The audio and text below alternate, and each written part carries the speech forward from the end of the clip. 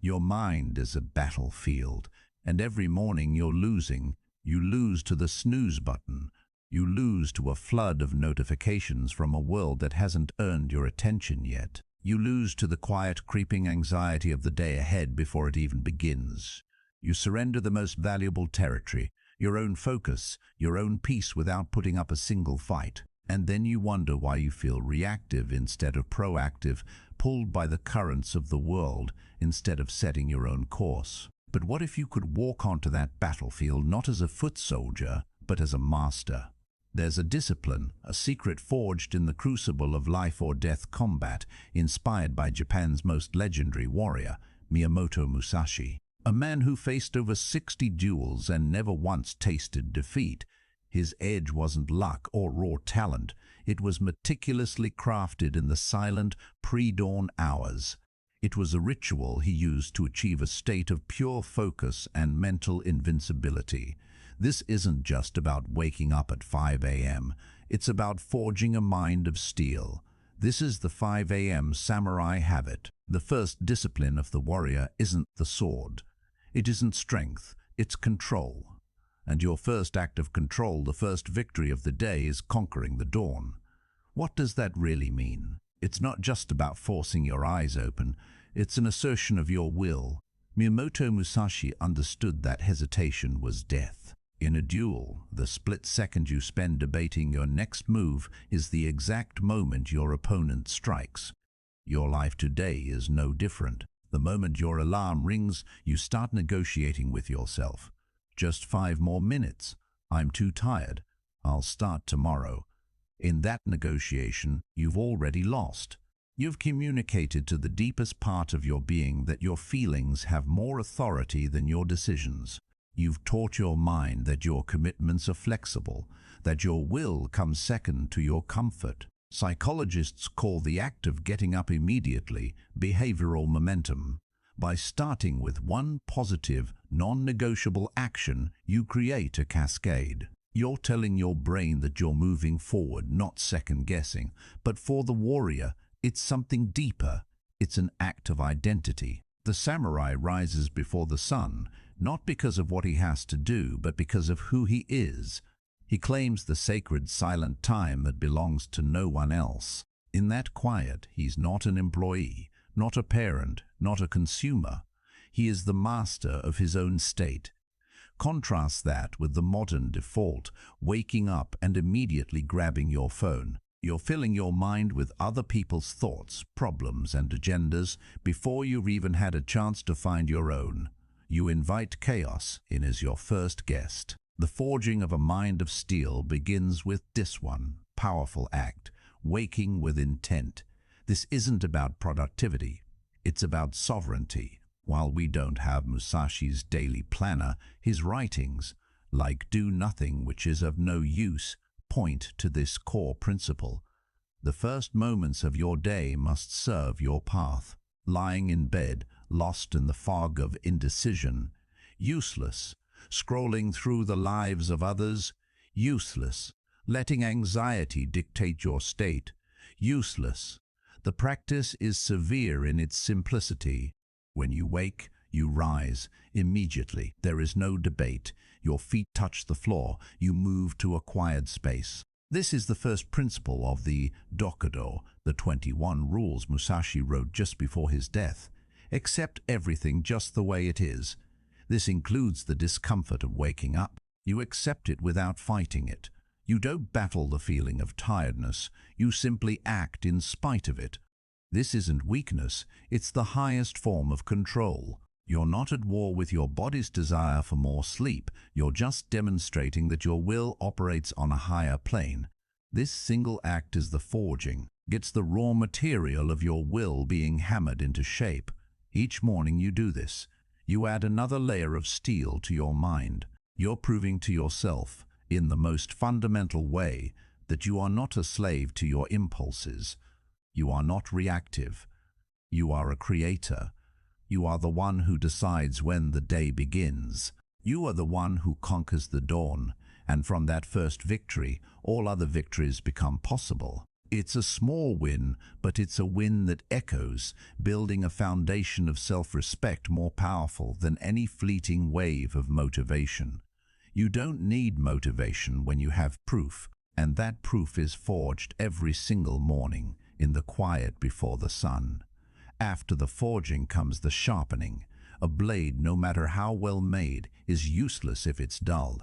Your mind is that blade. And in our world it's perpetually dull, blunted by a constant barrage of information, pings and distractions. The second discipline of the samurai habit is to sharpen your mind to a single brilliant point. Miyamoto Musashi was a master of the decisive strike. His philosophy of combat and life was about reducing everything to its essence. He developed a two-sword style, but his strategy wasn't about complexity. It was about overwhelming, focused action. He believed a warrior's greatest advantage wasn't brute strength, but perception, the ability to see what others miss. And that requires a mind that isn't scattered but gathered. The samurai called this state mushin, or no mind. This doesn't mean an empty head.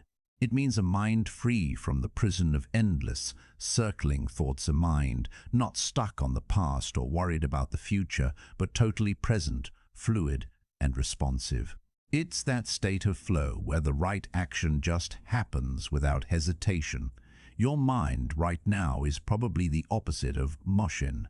It's a monkey mind, leaping from branch to branch, an email you forgot, a conversation you regret, a worry about tomorrow's meeting. This constant internal noise drains your energy and cripples your ability to perform. You can't land a decisive blow in your work or your life if your blade is swinging in a dozen different directions at once.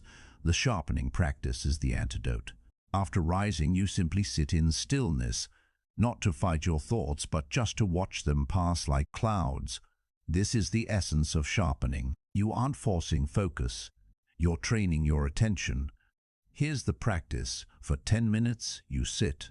No phone, no music, no podcasts, just stillness. You can focus on your breath, stare at a candle flame, or simply sit. The object doesn't matter as much as the act of returning to it. Inevitably, your mind will wander. This isn't a failure. It's the opportunity. The moment you notice your mind has drifted and you gently but firmly bring it back, that is the rep that sharpens the blade. That's a push-up for your brain. Each return builds your attention muscle. This reflects another of Musashi's principles from the Dokodo. Think lightly of yourself and deeply of the world. In your 10 minutes of stillness, you're learning to think lightly of your own internal drama. The anxieties, the ego, the plans, you see them, you acknowledge them, and you let them go. You stop taking them so seriously. Instead, you focus deeply on one simple thing, the reality of your breath in this present moment. Most people think multitasking is a strength. It's a profound weakness. A hard truth from neuroscience is that your brain can't truly multitask. It can only switch tasks rapidly, and each switch costs you cognitive energy, burning you out and reducing your focus. This samurai habit is a rebellion against that fragmentation. It's a commitment to depth over breadth. By practicing singular focus for just 10 minutes every morning, you are fundamentally rewiring your brain. You're training yourself to resist distraction. Not through sheer willpower, but by building a mind that is inherently less distractible. This isn't meditation for relaxation, though calm is a byproduct. This is meditation as warrior training. It is the whetstone for your mind. When you enter your day after this practice, you carry a different weapon. Your attention is no longer a blunt instrument, but a finely honed edge, ready to cut through complexity and noise with precision and power. You learn to do one thing at a time, but with your entire being.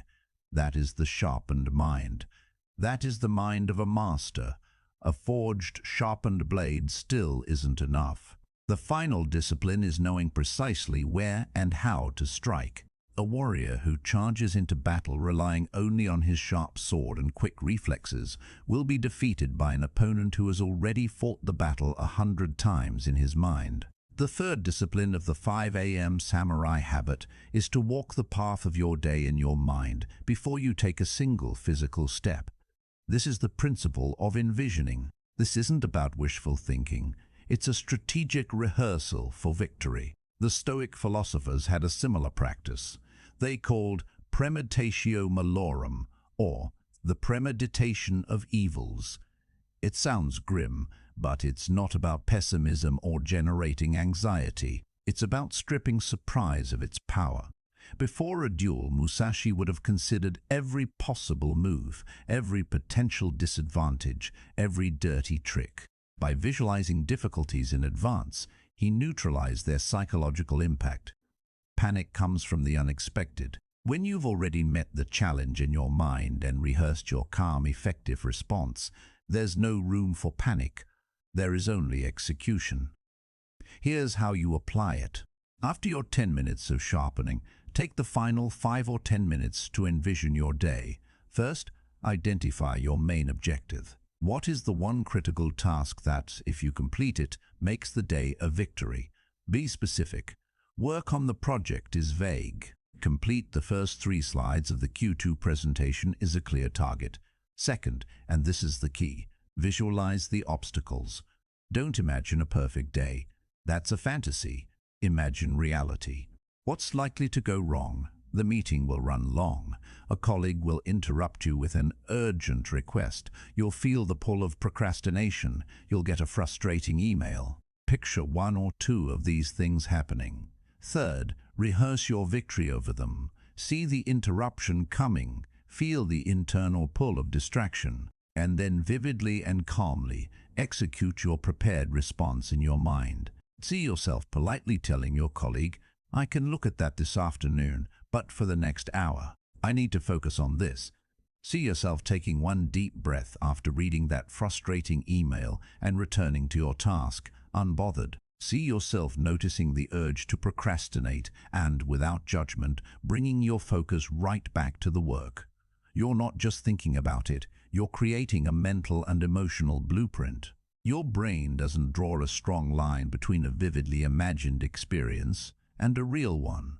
By rehearsing, you're building the neural pathways for calm, disciplined action. You're turning panic into preparation. The average person reacts their way through the day. A problem appears, adrenaline spikes, emotions flare, and they make a bad decision. They're constantly being surprised by the normal friction of life.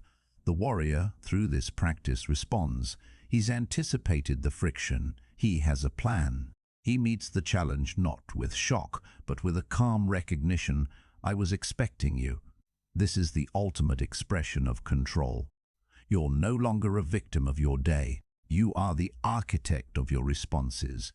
The battle is won before it's fought, overcome in the quiet moments after dawn, before you've even left your home. Let's be clear, this isn't a morning routine. Routines can be broken. This isn't a list of productivity hacks. Hacks are for amateurs. This is an identity. The 5 a.m. samurai, habit the forging, the sharpening, and the envisioning, is a daily ritual that fundamentally changes who you are. You're not someone who tries to wake up early. You are the one who conquers the dawn. You're not someone who tries to focus. You are the one who sharpens the blade of your mind. You're not someone who hopes for a good day. You are the one who walks the path of victory before the first battle ever begins. This discipline, inspired by the principles of a man who never lost, isn't about adding more to your day. It's about becoming more before your day begins. It's about building a system of self-mastery that doesn't depend on the fleeting feeling of motivation.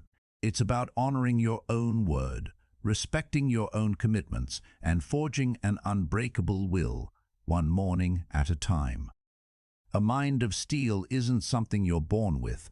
It's not granted by luck. It is forged, it is sharpened, and it is wielded with intention. And it all gets built every single day in the profound quiet before the sun rises. If this path of the warrior resonates with you, continue your training. The discipline of the mind is a lifelong journey. Explore our video on the Stoic Law channel to deepen your understanding of the principles that build an unconquerable spirit.